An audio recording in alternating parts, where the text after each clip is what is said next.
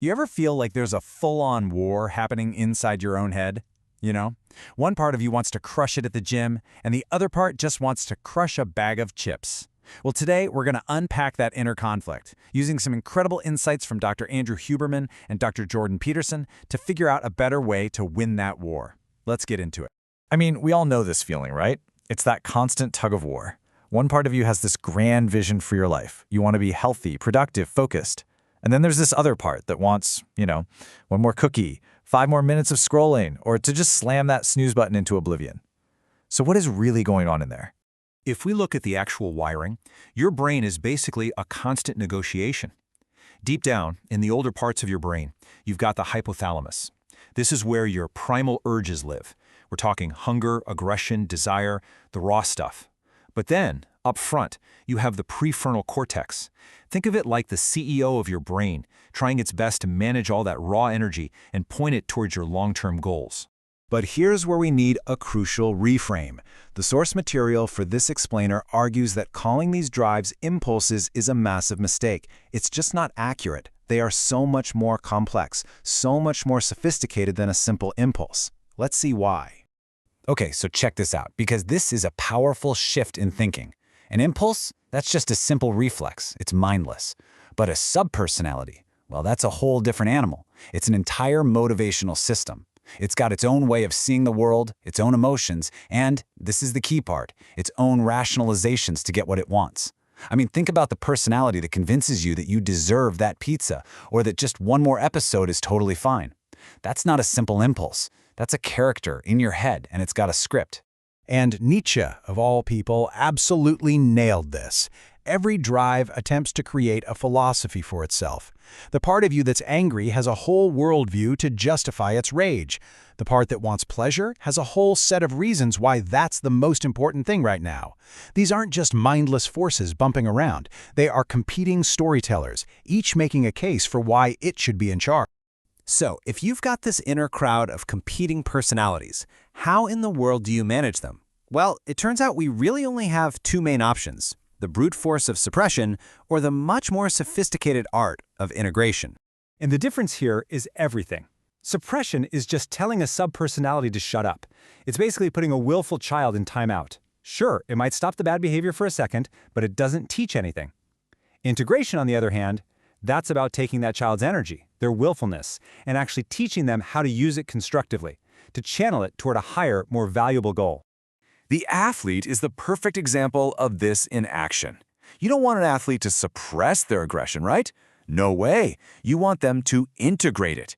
They take that raw, competitive drive, they learn the rules of the game, the discipline, and then they subordinate all of that energy to the higher goal of helping the team win.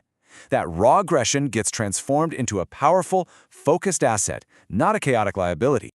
Okay, so integration sounds great, but there's a huge problem. Our modern world makes this incredibly difficult because it is absolutely filled with traps that offer the feeling of victory without any of the real work. You could call them false adventures. And the key to understanding this trap is this idea of the super stimulus. It's basically an artificial, supercharged version of something our brains are naturally wired to want. And it's so potent, so exaggerated that it just completely short-circuits our normal responses. It's a cheat code for our reward system. And these things are literally everywhere. Pornography gives you this endless, novel, hyper-attractive simulation of mating opportunities.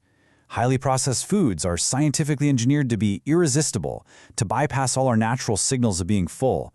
And social media feeds deliver these unpredictable hits of social validation that keep us scrolling for hours. They all hijack our ancient drives for their own ends. So what do we really, truly want at our core? We are built to have an effect on the world, to aim at a target and hit it. Our whole body is basically a throwing platform. We want to aim for something far away, put in the effort, and see our actions make a real-world impact. And it's kind of wild, right? The ancient word for sin literally means to miss the mark. And this is the absolute essence of the modern trap. Superstimuli give us that chemical feeling of reward, the little dopamine hit, but with zero actual impact on the world. The energy just loops right back onto itself. There's no real achievement, no target hit, which is exactly why these pursuits ultimately feel so hollow and empty. So, if modern temptations are just false adventures, where do we find the real path, the true adventure, Well, the answer is profound, and for a lot of us, it's pretty counterintuitive. This is it. This is the central thesis. We're taught to think of responsibility as boring, as a burden, as the opposite of freedom and adventure. But the argument here is that they are one and the same. The real, meaningful adventure is found in the weight that you choose to carry. Just look at the archetypal story of Abraham. At 75 years old, he's called to leave everything comfortable and secure and take on this immense responsibility. Go into the unknown wilderness and build a nation. Now, that wasn't a punishment. That was the call to the greatest adventure of his life, a journey that created meaning not just for him, but for generations to come. That's a powerful lesson. So this all points to a really powerful framework for actually orienting your entire life. It's not just about setting little goals, it's about finding the right kind of goal. And that's this concept of a meta-goal. It's an aim so high and so meaningful, like, say, aiming to be a truly good parent, or to build something of lasting value for your community, that it organizes and gives purpose to all your smaller day-to-day actions. It becomes the North Star that can finally get all those warring subpersonalities to march in the same direction. And here's the neurochemical payoff. This is the really cool part. When you are truly oriented toward a worthwhile meta-goal, your brain's reward system literally gets rewired.